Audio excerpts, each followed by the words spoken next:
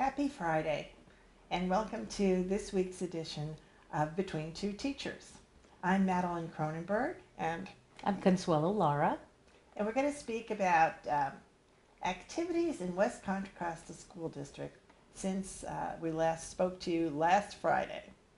And two big things have happened. One of them was the retreat. Miss Lara, Trustee Lara absolutely. attended the retreat. I did go to the retreat. You know, before I start talking about the retreat, there's one thing I want to explain or, clarify.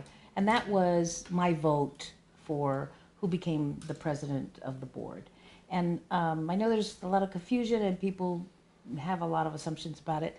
For me, there was something that happened the meeting before that vote actually took place. And what happened was that there was a charter school up for renewal, and some conditions were given to that for them to submit, and they were minimal. And they were, they would not have taken that long. It would not have been a difficult thing for them to meet those conditions.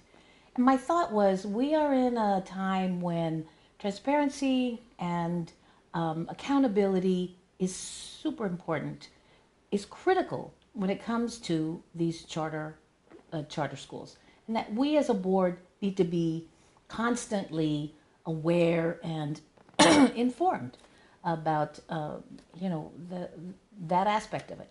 So when the vote came, it was manipulated in such a way that the charter school didn't have to do any of those conditions, but the way it was very surprising to me, the way it happened. It felt like it was very manipulative, and I was disappointed. I was disappointed by what happened. In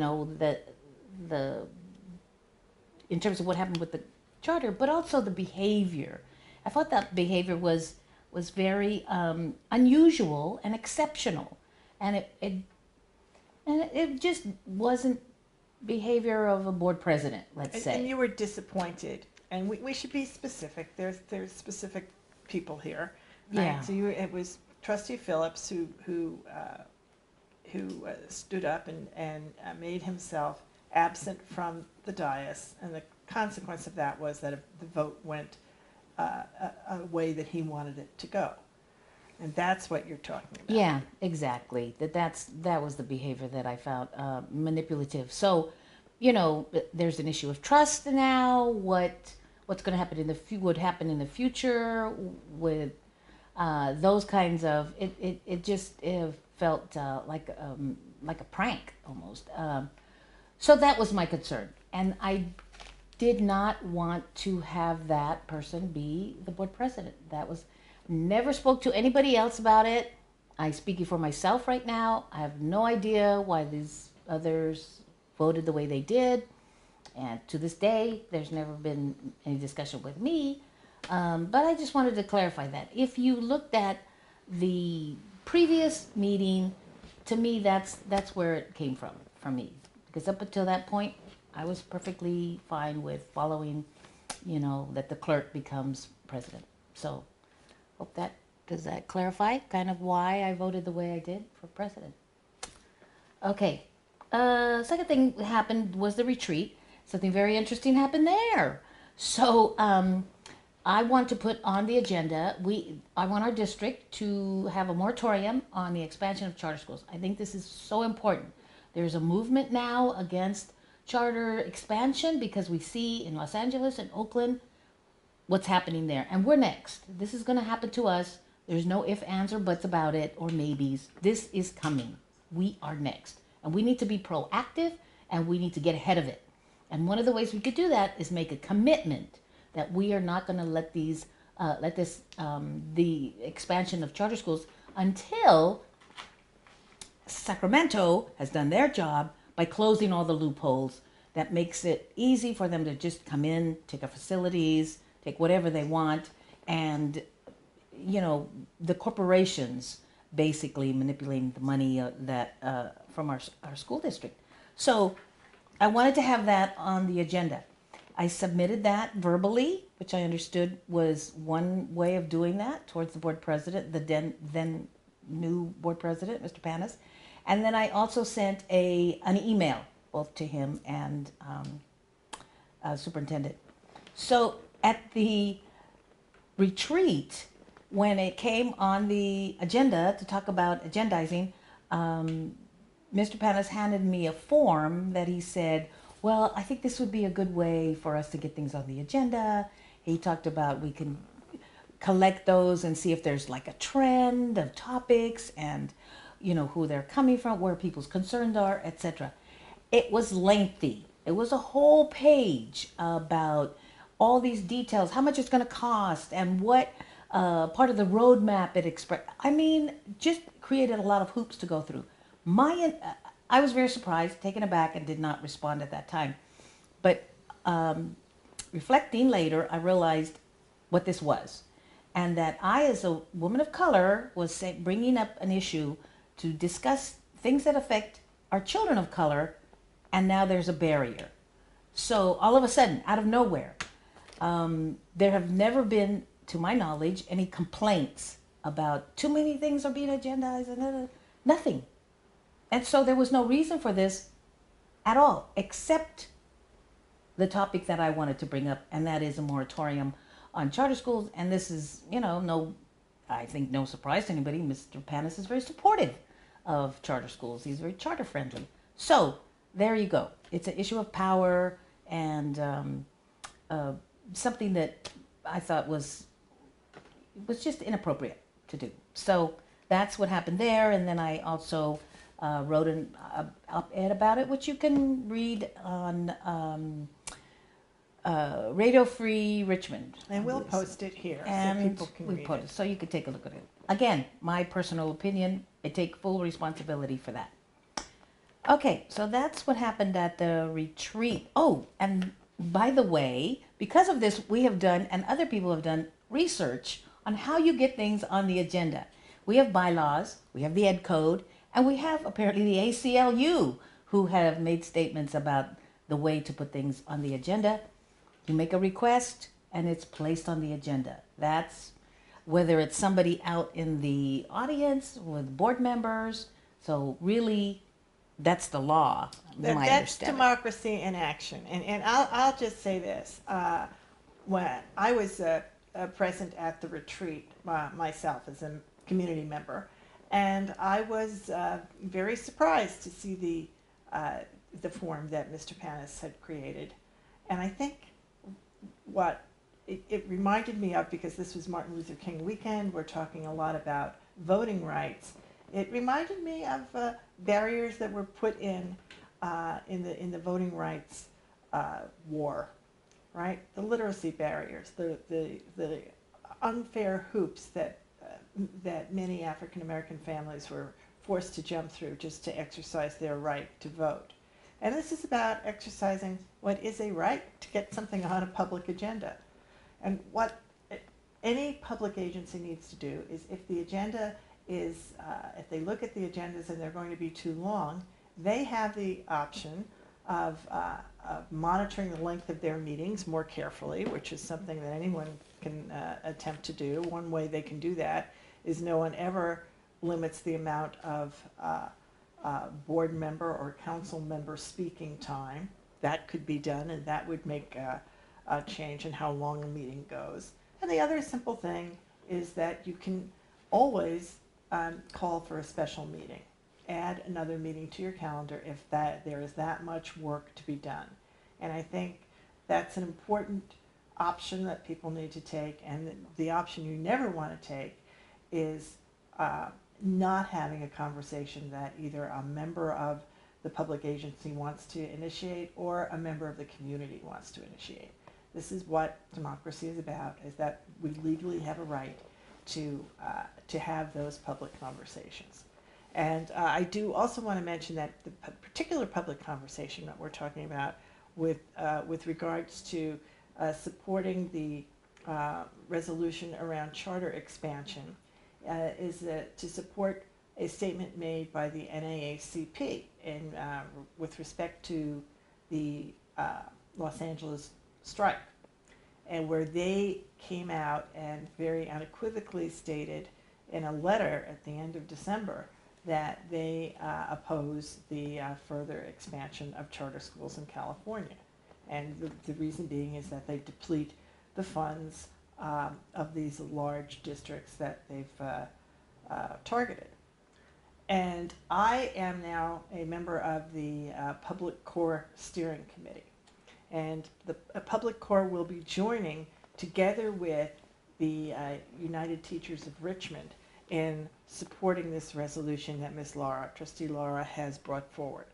Right? We are all looking at this as an important civil rights issue and wanting West Contra Costa to be a statewide leader in moving forward with it and pressing it on to Sacramento, to Governor Newsom, and to Superintendent Thurman as well. Exactly.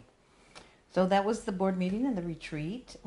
Today, I took a visit to Making Waves, the charter school that's been in the district since, I think, 2006. Started out as a tutoring program, has grown considerably, and 5th grade on up. It's very impressive buildings. They're expanding. It was beautiful. It was beautiful. Of course, they showcased all the best of their their institution, and it was wonderful. So I learned a lot of new things. There's a lot of, it occurred to me the whole idea of innovation. It was supposed to be the thrust of the charter schools, and I found a few things that might be useful for us to incorporate in our schools. So I think that conversation needs to be there. I've told them I bring some more people to come and take a tour, and they were very open to that. Wonderful, wonderful people. Now, there were some hard questions that I did not ask at that time, which I'm going to. And as they're under the county supervision of governance, not ours, but they're in our district, and they have our students go to those. And there were some questions that I had, and I'm going to follow through on, and I think these are important. I want to know who owns that large piece of property up there at Hilltop, who the title is exactly. How did they acquire that property? And then I'm wondering about the architecture in terms of, do they also have to follow the ed code, the same codes that public schools have to abide by? Did they also follow those? Again, that was another question. The third question I have is, how much union labor are they using for this construction? So those are some hard questions that I'm going to follow through on Making Waves. But again, wonderful place. They also have a dependence upon philanthropy. Yes. And that's something, of course, the district does not have, and in Making Waves in particular does. So among the people who are politically and philanthropically active is their major funder, Mr. Scully. So that's a difference between the traditional schools and any of our public schools, and that's something about Making Waves.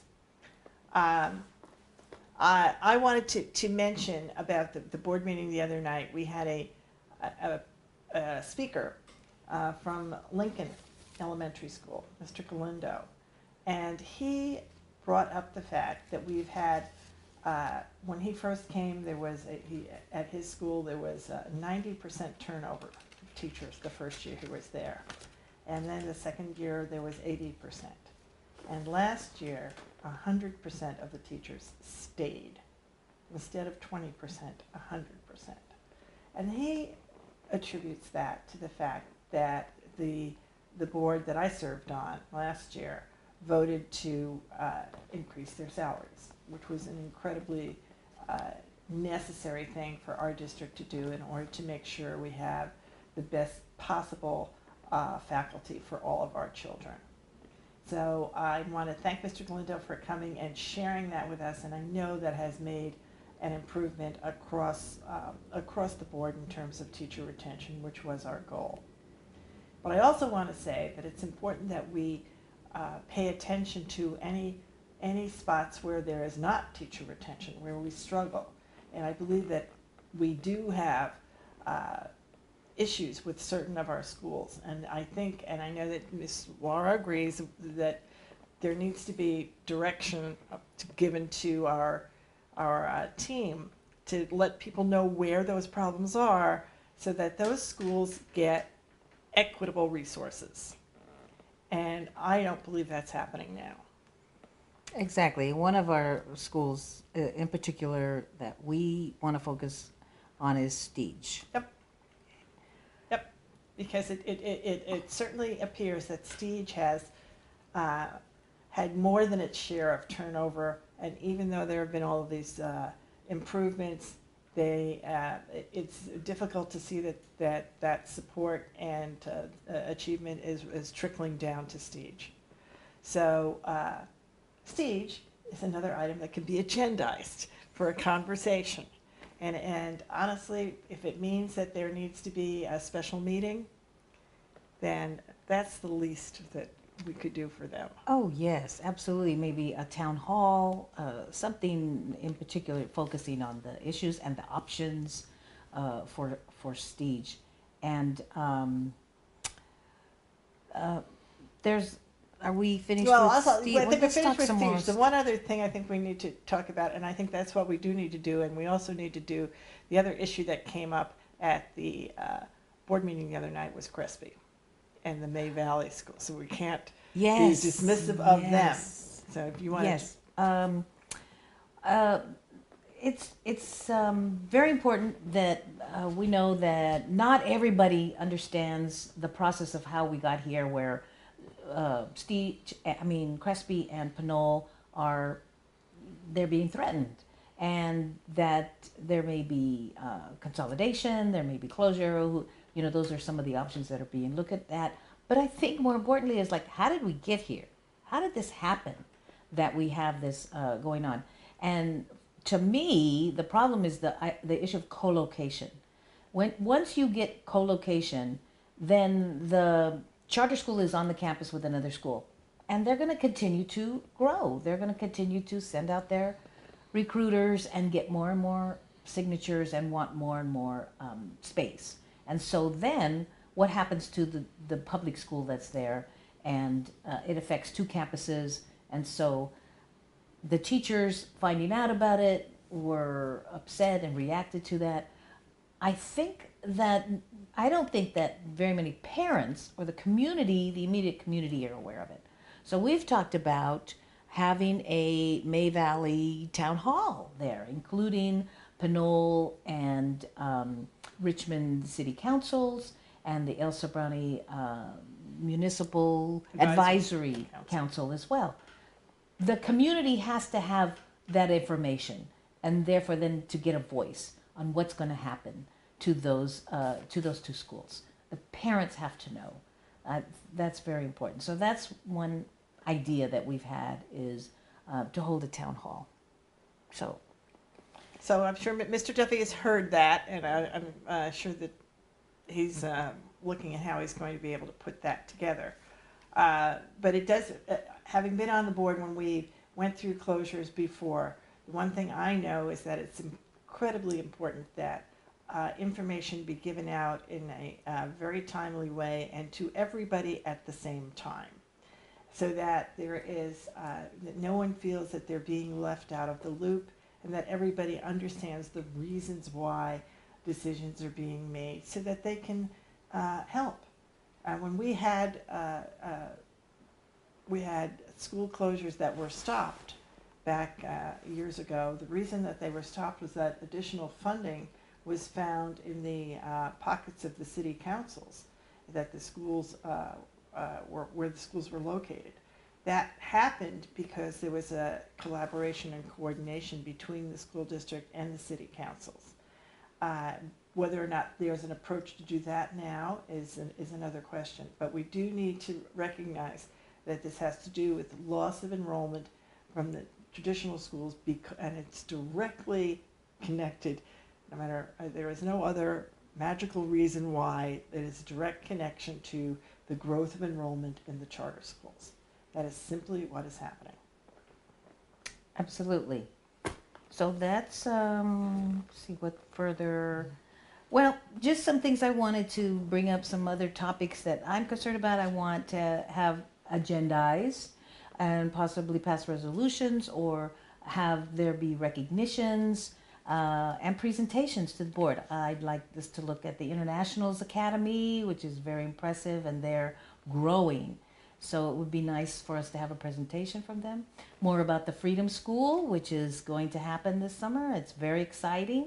And tomorrow, Shiloh and her Black History curriculum, hoping to hear from her as well. Ethnic Studies at our high schools, and then an update on our Teacher Academy and progress, those things that are going. So a lot of exciting things happening. There's a lot happening. Please stay tuned to see our passage of the agenda item regarding support for the NAACP. That's important. See you then. And see you next week.